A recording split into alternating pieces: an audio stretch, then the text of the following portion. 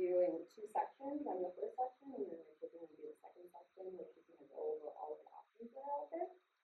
So, with a show of hands, who here has a smartphone? How many of you feel like you can't get through the day without it? How many of you feel overstimulated, stressed out, always on call, and it's because of it? Our generation grew up without smartphones. We had a truly unplugged childhood. We might have had a landline, a central TV. When our parents left work, they came home and they weren't on call 24/7, and that has all changed. And I feel like everyone in this room remembers what it's like to grow up unplugged, and that's what we want for our children. And that's why you're here today. We understand what kind of childhood we want, and that's what we want for our kids. Here's our agenda: introduction, the research, alternatives, and conclusion. So, how did we all get here? My name is Sonia. If you don't know me, I have a second grade boy and a girl in TK. I work as a pediatric physical therapist in the Sacramento area for the last 10 years, and I have personally seen increased diagnosis of children coming in with anxiety, depression, ADHD, sensory processing disorder as young as 5. So the real world consequences that we're talking about that screens contribute to are here already, and it's affecting our children, and it's also affecting us. And there's been written about the research out there about anxious generation. If you haven't read it, the review of the research has been done on the effects of screen time and social media and the rise of anxiety, depression, and self-harm in kids. And the biggest takeaway point from the book and the point of this meeting is that your kids' friends and your community has the biggest impact on whether you feel the social pressure to get a smartphone or get into social media. So that is the reason I'm here today. I think each and every one of you come because my kids are part of your community, and what you do affects my children. So I would like to give my kids the best childhood that they can have, and that is affected by all of you. Angie Zuckerman created PowerPoint, so she will present the second half. Jenny Roda wasn't here today. She did part of the class last time. And Sarah Jane Mackey and Colin Mackey were the ones that presented at the PTA the first time about the generation and kind of get this book started for everyone. And then Heather Brandon back there is our leader, and she is super great. So, okay. This is going to be our first breakout. I want you to break into your tables, and I want you to answer the question. Introduce yourself, your children's names and grades, and use a sticky note to write down what is the words about what got you here tonight and what you would like to get out of this meeting. Because in order to create a village, you have to know who's in it. So go ahead and use post-it notes and ask questions. So getting the word out. Blank. How to move forward, collective action, gathering infos and ideas, what to do, middle school concerns, know the impacts of smartphones, looking for alternatives, how to overcome social pressure, listening, learning, and advocating. Right. You guys all know here, and hopefully all of your questions will be answered. So we will go over the research. Most of it's from the anxious generation, but it's good to have a basis of why you're doing what you're doing and why you want to do what you want to do. So between 2010 and 2015, the normal childhood vanished. The shift from play to screen happened. Childhood started to, instead of being outdoors, interacting socially, and spending hours on smartphones, social media, and online games. This shift was directly linked to mental health problems in Gen Z because they experienced puberty during the rise of social media. And you can only imagine what that looks like.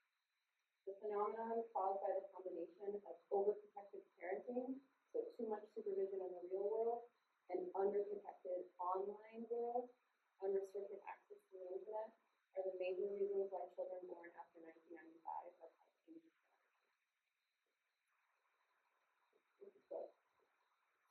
goes over 4 foundational harms of screens and social media. The first one is social deprivation.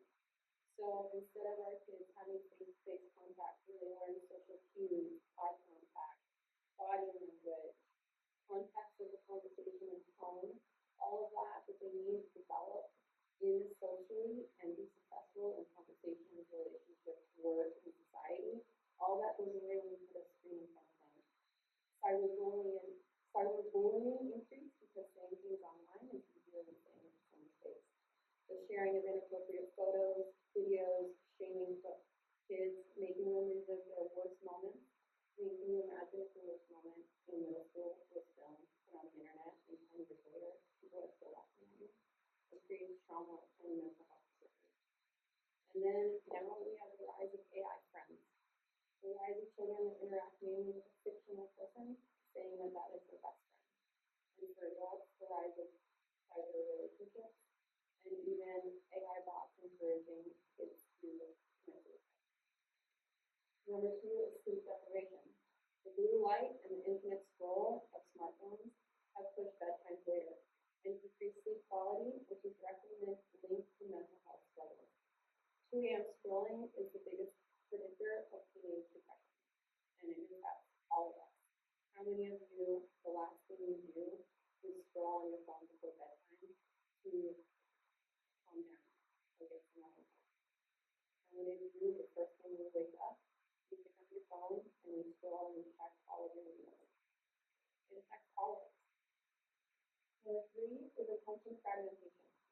Constant notifications break the flow state required for deep learning and hobbies, training the brain to be perpetually distracted. During playtime, with constant interruptions of using your phone, and making sure that you got enough likes on your last photo, you're missing out on making a connection, of growing a relationship, and getting that face-to-face interaction. And the adults are missing out as well. We have a serious case of FOMO. On Instagram, we see everyone going to Hawaii, and go to Hawaii. We see their skincare routine, their wardrobe, where they travel, their vacations, the house, how they clean it, and we want it. So we buy it, and we want to check on the next thing. And we're constantly getting gifted to seeing what everyone else is doing out there, and instead we're neglecting everything that's right here. It gives us constant pressure and anxiety and stimulation and comparison. And we live in a state of high cortisol, and it's wreaking havoc on our bodies and our mental health.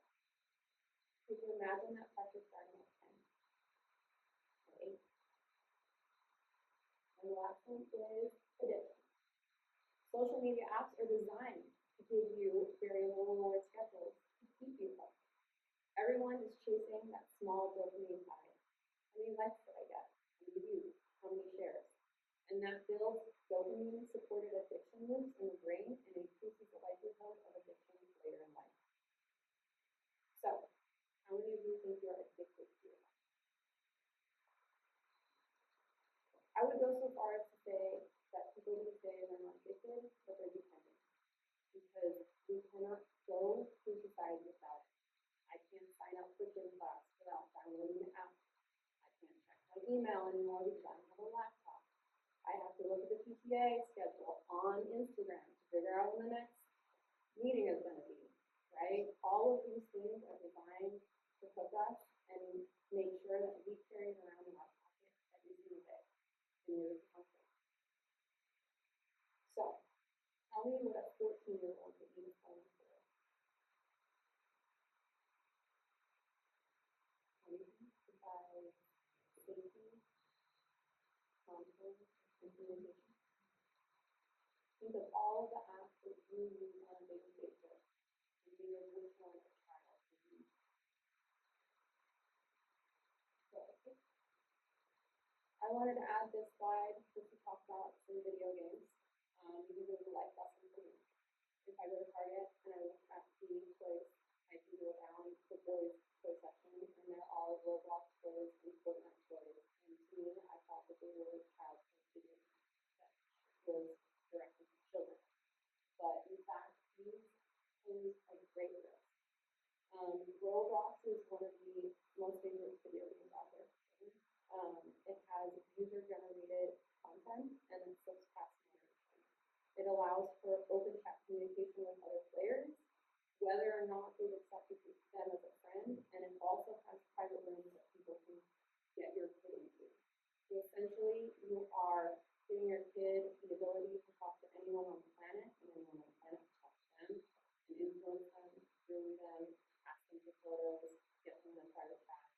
It is in the number one way that, adults can access to each other. So that was really eye-opening for me. And a lot of these other games have open access communication chat rooms. Some of them have parental controls that you can use, but kids will find a way around it. So I just wanted to call attention to it. Some of them don't have open access, but I encourage you to have safety advice. So disable the chat, turn off voice and chat, text chat, and Roblox, Fortnite, and other multiplayer games. Monitor the games that have lobbies. So a lot of these have currency, so it's like free to play. And a lot of them have parental controls. If possible, keep consoles in shared family spaces rather than bedrooms. A lot of these things happen if the kid has access to a switch, goes into the room at night, and they just play around with it. And so about 2 a.m. comes later, and they've been chatting with someone online, and then you have some problems. So being in a shared space or even on the like central TV is ideal. And then there's been a rise of the ADHD diagnosis, which is linked to increased use of social media and rapid pace of media, and it's strongly linked to decreased concentration and increased attention in children. So I have to point out that the video games that we grew up with are different than the ones now. So if you play Zelda, right, you had a level, you had a certain number of lives, and you died, and you have to restart the level, right? So you learn the skill to get through the level, and then by the end of the game, you finish the game. The games now have no end. You can potentially play them forever. There is no purpose. There's nothing getting through, and then completing, and then you move on. You can build a million Minecraft worlds. You can continue to fight different guys in Minecraft. There is no end. So they're not learning anything like that. So it's designed to keep them addicted. So this is a discussion question. Here's your hands. Have you noticed any negative effects of after screen time? After your child has screen time, they aren't food, you can't get away, they're not meditative, they're not regulated, right? And have you made any changes to how much screen time you have get and seen any positive and negative? So we restructured how my kids get it and they get it for a certain amount of time, and they know when they're getting it, it's 20 minutes, and beyond that, they don't have it. And they know if that's all they get, and they go and be bored for a while. So it really works for my kids who I would just say, maybe you'll get some. Maybe you'll get some today, maybe you won't get some.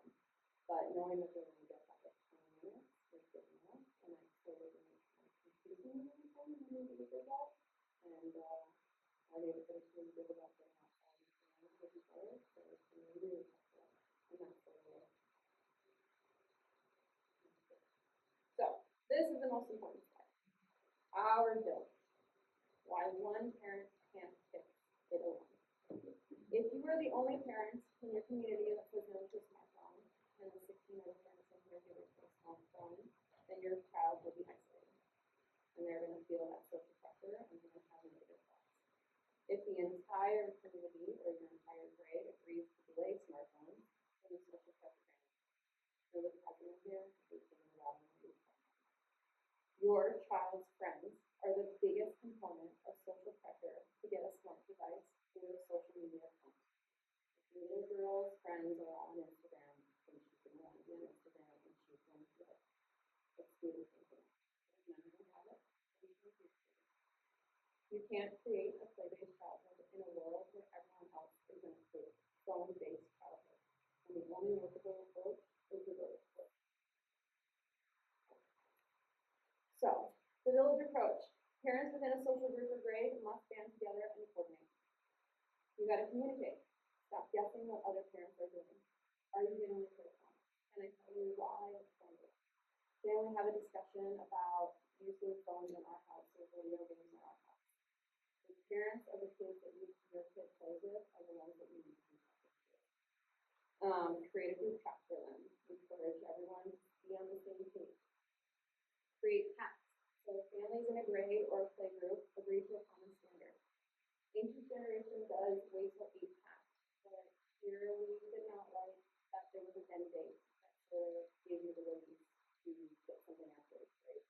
So our task is we agree that our kids can communicate via landline, email, and simple watches, and agree to delay smartphones as long as possible and make those decisions as best for you and your child. My internal task is to wait at least till after puberty until my kid gets out. Because how far I feel like that's when I need tracking, they need to call me, they need to communicate, and have maps so I know what they're supposed to do right now. But everything changes.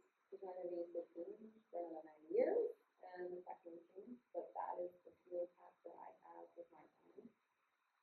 And I also encourage talk on cell phone and internet safety, which I wish was taught in school because it is such a fundamental part of all of this. Our kids will get on the internet and they will be exposed to all of this, and the question is, do they know what to do when it happens? So never write and forward a photo. Don't write anything in a text that you wouldn't want to send or say in person, or to your principal or your parents. Don't answer numbers you don't know. Ask to take a video or a photo. What to do if you get a sexy photo. If you Google like internet safety rules for family, you'll come up with many lists. I encourage you to start having these talks because all of this is present right now to our kids, whether or not they have a cell phone or not. They have to know that you are doing this as well. And you are not answering numbers that you don't know. You're not sending texts that you wouldn't send. And this model is really generally research before making decisions. Social media creates mental health problems. That is fact. It's been researched, it's been proven. So think about that before you do this in account. This will have consequences. Are they mentally prepared? I was reading so the brain is more resilient. Our kids' brains are still developing. They have so much growth here. Our brain still develops well into the 20s and 30s. The way you use it will wire it, even at our age. If you spend time watching 5 to 30-second clips, and your brain is adapting to short term. If you spend 2 hours gardening, reading a book, and have uninterrupted focus, then your brain will be able to be focused longer. Our kids are going to need a phone one day in life. And I think it's important to define when they want their phone and when it's a need. And for me, the parent pays their phone. This is your choice. And as long as you can band as a community and relieve that social pressure that they feel, then it doesn't have to exist. It's only what it's establish new norms. So if all of our groups, our kids are in a group of separate groups, then you don't have an outlier that is your child. And you have a group of children that are all in the same boat. So I saw a really good one where when you're a teenager and kids do have phones, you leave a basket up at the door, they put their phones in the basket, it's there if they need to send a message or call their parents, but when they are interacting inside your house, they are not on the phone, they're not sharing memes, they're not watching YouTube, they're not taking videos of each other, they are just interacting with each other and the people that are in the room. Because the friends that are not there won't matter right then. You're establishing a relationship that is in that space, that is in that time. And then more free time. That doesn't include sports or directed classes. So we love to put our kids in a lot of things that people are telling them what to do at all times. And it's great for exercise, but that's not how they develop boredom and how to deal with it and be creative in a space where there's limited things like this. Here at Gallardo, Thursday is an early release day, and we got about 40 to 50 kids that go down to Captain Park and they build a fort in the woods Monday and Thursday. I encourage your children to come to that or establish that at your school. We have Empire Road, here. That an early release day is perfect. And it's the day my kids look forward to most, and after the day is perfect. So they crave that. They crave that time where they can just be themselves and do whatever they want to do and roll down the hill and get dirty. Phone-free zones. So parents can collectively lobby for phone-free policies in schools so that the kids have to talk to each other. By July 1st, 2026, the Folsom Roberta Unified School District will comply with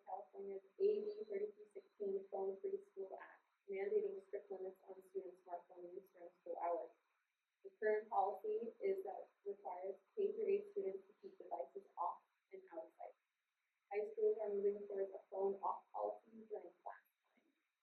And we are talking about Chromebook-free schools. So Rachel and I went and spoke at the Folsom School Board meeting about taking Chromebooks out of the classroom. The research is showing that students are decreasing reading, writing, and cognition scores, and not the other way around. More screen time is not effective for learning. And a task force was created, and I got the message today that the first meeting is Friday. So we will be working on getting Chromebooks out of middle schools and restricting the use of Chromebooks in class for elementary schools. David Reed is back there if you want to ask him any questions. So what is the new outcome? When the village acts together, we break the cycle. We protect our children without sacrificing social life, and we reclaim a real world play by ensuring other kids are available to play with and are able to be communicated with alternative methods. And that is the goal of your town. So I created a WhatsApp group. It's called Theaters Unplugged. If you're not in it already, you can scan the QR code. The purpose of this group is so we're not isolated in this fight for a play-based childhood. Everyone in here is part of the village now. Join the group to commit about delaying smartphones, to suggest park play dates, to sending your kids outside to ride a bike instead of watching TV, to be with like-minded peer parents that value face-to-face conversation and relationships so your child can have them. I'm going to post with you every now and then. I give updates about what's going on in the school board and interesting topics that I come across. And I encourage you to post your journey if you get a smartwatch or have a win with screen time or you're struggling with approaching another parent about this topic. Let this be your support system and your sounding board. Please join our village and together we can make a real difference for our children's future. And we can grow, and when we move on to middle school and high school, we bring our village with us and create an even bigger community out there in Folsom. So your first mission will be to invite one person to the group and hopefully someone will be able to. So this is our second profile and our last one. How do you feel about smartphones and when kids use them? What do you think you can go home and change today? What feels difficult to implement or what barriers or fears you have about doing this? After the breakout, we can really talk about this. So answer these questions just among yourselves. Phones, what's the options? I think a lot of people just don't know of the alternatives or what is available. So I'm going to run through some of the alternatives for phones and watches specifically. And we have you'll see the chart up here in a minute, but if you want to, you can scan that QR code because I'm not going to go into really detail of all the specific things. I'm not going to waste your time here. You can just do it on your own. But we'll talk about. So you want to go to that one? People are scanning the code. Oh, yes, yeah. Everybody got it? If not, we can share it Yeah, in we might the just have to share that. WhatsApp group. Okay. So we want to go to the WhatsApp group. The WhatsApp group. Okay. Really? I'll make sure We'll everybody figure it gets out. it. I can share it.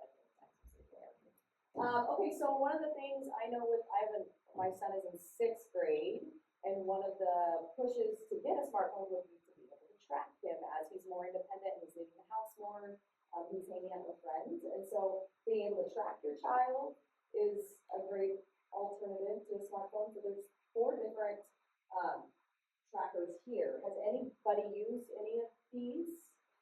These were all brand new to me. The only thing I thought of is like an AirTag. He has like a, what's it called, an AirTag wristband.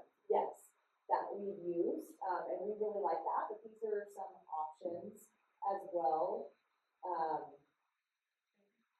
If no one's used any of, David. I don't know if it's only web-based or app-based, but we do like 360, but that definitely is phone-related. I don't know if it's smartwatch-related. So the difference between, they would have to have a phone in order to use it, or you Well, can access it on your phone? Well, they definitely have an app for Life 360, but I can see how fast my kids are driving in a car. I can see if they have a sudden stop. I can see if they're looking at their phones while driving a car. It tells you all that. It's probably more valuable for teenagers who are driving than perhaps Knox Elementary School. But definitely look at that as,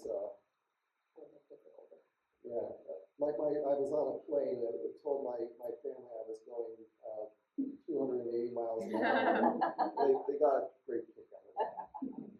I mean, honestly, when I go back for a second, when I look at like the monthly costs of these, I'm like, well, I would just get them a Gap watch. Or like a Gap phone, because, these kind of do feel a little expensive. So let's go to the, watches. This is a great introduction into more independence. And most of them you can, track with, especially the Gizmo watch. That was the one that Megan Michaels' Yep. kid had. And she really liked that. And she said that it was really good for her daughter, who was anxious a lot and was afraid to leave the house.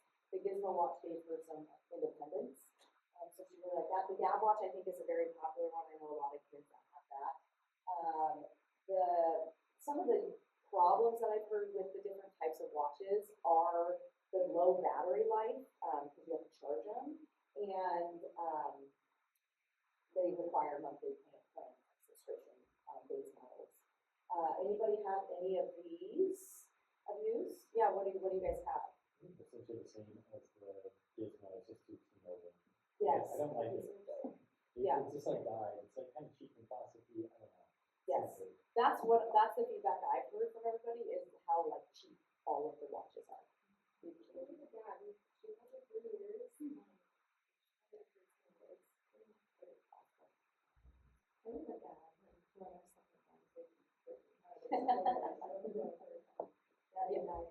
Yeah. Yeah, I'm not necessarily familiar with watches, but one thing I just want to point out, because we talk mostly about cell phones, but the board policy also bans smartwatches K through 8th grade. So if you bring a smartwatch to school with you, it will be the same thing as the phone. It will have to be off your wrist, out and away during school hours. So just keep that in mind. Even between classes. Even between classes. Taking that in. K through 8, off and out of the way. That's what's different. That's what's different. They can have, yeah.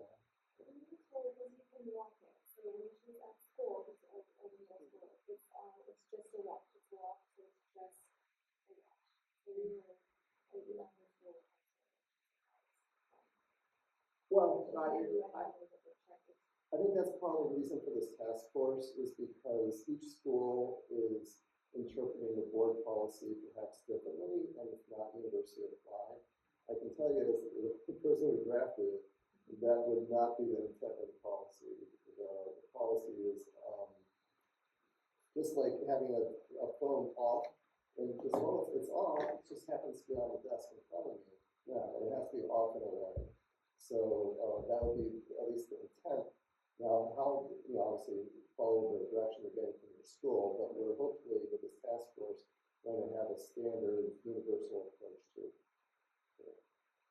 Yeah, and Colin, does yours just stays at the house, correct? Or does Yeah. Nellie take it with her? No, it's really just for, it's something random that comes up where we're actually leaving the house and it's just something that doesn't call us on more than anything. But it is nice, the GPS feature. The battery, it doesn't matter where it lasts very long, is the issue. I don't know all the rest, but I've heard the 360 is actually pretty popular. But I do think I think it probably is. The Apple Watch is not also on here. That is an option as well. Was there a reason that we didn't pick Apple Watch? I think because it gives them apps and internet capability. I've just been looking at this. I think it works. I've been trying to research this too. I actually think it would be cheaper to use the Apple Watch because I think you can do like a lower plan limit where the camera grows very quickly. But I think you can shut down everything from what I'm reading, because I find the same, because our watch is kind of on its own side and so. I think the other reason that was brought up last time was there is some sort of app or something that they could download that bypasses everything on the Apple Watch. So if you lock it down, they'll unlock it. Yeah. Maybe I'm in minority today, but I don't track my kids. It sounds a bit Black Mirror episode to me, that everyone's kind of putting like chips on their kids and following them. Maybe that's just me being naive. I don't know. I don't have any kind of, I don't even know about all this tracking stuff because maybe I'm old school. I don't know. are we supposed to be tracking them or? I have strong feelings about that. For me, my son's like, I want a phone, I want all these things, and I'm like, you don't want me to know where you are all the time. Like, you wanna be free, you wanna be independent, and I think a lot of times parents do it for themselves, like it's to help them feel fine, which is totally okay. But I think that it gives them a level of freedom that that play-based childhood, that like independent free play, as they get older, that's really important for them. And So so, you mean like if they go off on their own, you still know where they are? kind That's of, the tracking like thing. sometimes I have to find it. 12, 8, and 4. I think it's as they get older, right? Like, so mine, I have a second grader and a preschooler, so we haven't had to do any of this yet, but, my sister has a seventh grader and a fifth grader, and she has Gizmo watches for both of them, and feels that it has actually increased their independence, because they've been able to, she doesn't check it all the time, but after school, they're able to, ride their bike to go get ice cream with their friends and, all over the place, and they're all over the community. They make play dates with their friends, it's just talk and text, so they'll text their friend and be like, hey, we're gonna meet at the park, and then they go and meet at the park, and they're actually making their own plans. And so, luckily for her, she's kind of found, these kids have like a little pocket of other friends that don't have phones, and they have these watches, and she thinks that it's helped them gain independence. I can't say out of personal experience, my kids are younger, but I just feel like I'm in the minority where I'm like, oh, I have playdates. When I was a kid, that was arranged, and she has playdates all the time. She's 6th grade. She goes hang out with her friends, and we're just coordinating things without that going on. I don't know. I haven't touched them yet. I don't know. I know we're a couple of weekends, but I don't know. But that's what I'm worried about in middle school. It's the first time she won't really have student care after school, and I can't get her, and I don't want her to have any fun at school. I mean, we made it work so far. I don't want to jinx it. well, your daughter is my son's age, Yeah. and like, if he needs to get a hold of me, he gets a hold of me. Yeah, I've seen Caleb in the office. Yeah. Yes. Also from the middle school office. I was gonna say, Mia knows my number, she knows a lot of the details, she knows our address, she knows how to, if we're at Broadstone, she knows how to use the phone there to call me, it's like she's, Well, I and think their friends, she's figuring things a lot out, of their right? friends have phones or smartwatches or whatever. So, it's totally, that's the thing about this whole discussion, it's totally personal to what your family needs, how your child is, how you are, like, it's very much what works for you. And then there's the phone options.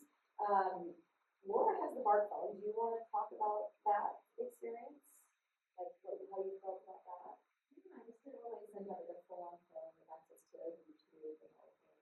So we got the Bark phone, and it is pretty glitchy, and you have lots of issues, but the phone works fine, the text, you play some games, so we're getting through with it. Yeah, but it's the best thing now. And the goal of most of these phones is just to be very basic, it's just the texting, the calling, there's not very many apps, or very easily locked down. What was the one that Michael's son It was had? the Bark phone. The Bark phone. Bark, yeah. But so Michael's is a teacher here. Her kids are in high school, or her kid is in high school. And He's in 8th grade. She says that he's been isolated because he's one of the only ones that doesn't have an iPhone. He must be a 9th. She said that once everyone gets out of elementary school, it's like every parent decided that all kids need iPhones, and he's one of the few that doesn't. And he's banded together with kids that don't have one, but they are the very smart minority and made fun of a lot and bullied for. So if our kids can all just get Bark phones and not get phones, we can switch that around. Yeah, there's, upfront costs when you have to purchase the phone itself, and then the standard plan that you have with it.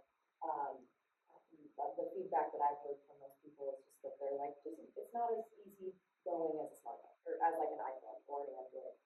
There is more resistance in that respect, but it is like at the cost of what, the cost of the time and access. Also, when you think about Bark, that will send you alerts if your kids are texting anything that's alarming Like mental health flags, Violence flags, drugs, all those. yeah, things. like her daughter's photos. text message got blocked to her because she asked for her prescription, like, for her mom to bring her prescription, and it like wouldn't let her send it because it was like a block, drug or whatever. So yeah, but these are great options.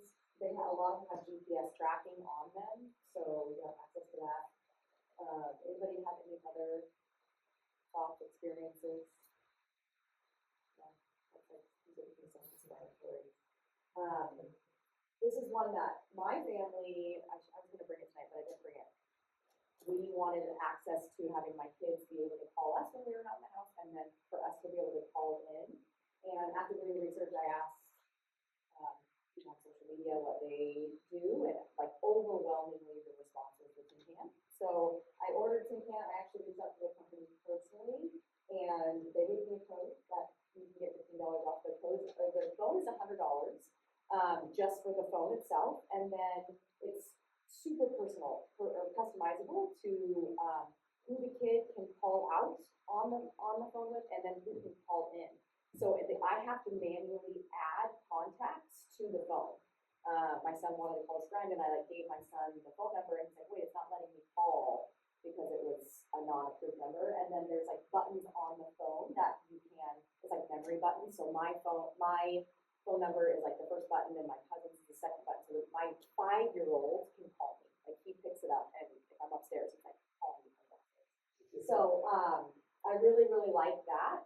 And then it is subscription based as well in order to have the access to it. It runs via Wi-Fi, but you have to pay for like, it's like an app or whatever to make it work.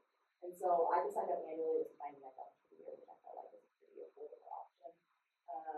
And like I said, it's so user friendly, but my 5-year-old can use it, which I really like. I can call in, and it's your own phone number. So you get to decide the area code. So I put like a 916 area code. Like if the phone calls someone that doesn't have the number saved, it's a legit phone call or phone number, and like it's in my contacts as in my previous family house phone or whatever. So it's a really good option. Is there any thoughts? I think it seems really quite good, because I think going back to like the old days, if you feel like you can, like I'm thinking my daughter, she'd go in a room and talk to friends and not have, it doesn't have to be social media, but it can be totally like who's chatting, that's kind of what it's cool. That's one of the points, I should have said that, thank you, Paul, is that if somebody else has a Tin Can, then you don't have to pay for a subscription. It is like free to other Tin Can users. So kids can call each other. Sonia wanted to get one because her kids want to call the grandparents, like to be Yeah. able to pick up And their call the cousins. grandparents. So mine should be here this month actually. They do like rounds. We're in the 5th round of Tin Can, and mine should be here soon. But yeah, so they're gonna call their cousins in Pennsylvania and call their grandparents and check in with them. And I just wanted to have them have that option without having to use my phone. So Is it like a landline? it's a landline. It's a landline, but it's Wi-Fi. So it's not hooked into the wall. It's just Wi-Fi, and it's $10 a month to call any phone, or it's free to call any other Tin Can. So Look at the way to see if it would be together, because it's like, I looked at the way to see if you could just do it cheaper, but sometimes you can't do that. So even if you like try to, Yes. can I do this even cheaper? You No, can't, right? yeah. So, most landlines through like a company are $35 a month. yeah, it's like some That kind was of. what was mind blowing. Yeah. And some people some people were like, just get an Alexa or get an iPad or whatever that can call in and out. And I was just like, this is just weird. Yes, Angie's kids discovered that. No, it's a great company. I think they intentionally designed it too, that it's not wireless. Yeah. So you have to plug into the wall, which I kind of like, but I mean, you can plug it in anywhere. But I mean, I think I love that this brings it back to just communication and connection, which was the original idea of the phones. And like, it's good for kids to have to be able to call people and talk on the phone. Like, that's a good skill to have. And so it kind of teaches that at a young age to be able to do that. I want my kids to order a pizza. Like, Yeah. yeah, I feel like a big part of my childhood was sat on the stairs, and then I went to chat with my friends for Totally. hours. Totally. Maybe prank call people. Kids, You can't do that with a kid, but yes. it's remarkable how kids do not have that ability to talk for 30 minutes. Like in the upper ages, they do not have face-to-face conversations with their friends and they don't know how to have like the reciprocal question and a follow-up. So that's really what I'm hoping my kids will get. You just don't get initial information and move on. You have to like know how to participate back and forth. Big skill. It should be easy for kids to, it's like, if you have a lunch, or you just do that. We like talked about launches and. If you feel left out, is there any kind of issue with this? I mean, I think it heavily depends on where you live, right, and like the community that you're living in, our neighborhood is just, we've got people in our neighborhood, and they bounce from house to house, and they, Do they have plans in there? some of them do, some just, you know. That's Do you wanna kind of, end it? Do you wanna say? no, you're gonna, I mean, this is kind of our hope. Like, we don't have an official pledge that you can sign up on, wait till age of each generation, but it's really Relay smartphones as long as possible, and whatever's best for your family. Go outside, learn how to ride a bike. The amount of kids that do not know how to ride a bike is staggering. Since they come to the therapy and want to ride a bike. And that's go outside, but the parents also don't ride bikes. So nobody is riding a bike in their neighborhood to watch someone ride a bike. And then, yes, teach your kids internet and phone safety and educate. They will get a phone and they will have access to so many people and they don't know how to have social etiquette out there. And that is a big, big recommendation. That was one thing that I think it's great if the parents buy in, like we get parents bought into this. I think it'd be really cool if we could get our kids bought into this as well, like talking to them, what's the book that you So, shared? yeah, Ancient Generations made a ton of stuff. It's called, Hey, The Amazing Generation. This is a book that you can buy for your kids that they can read. It's like a comic book that teaches them, your guide to fun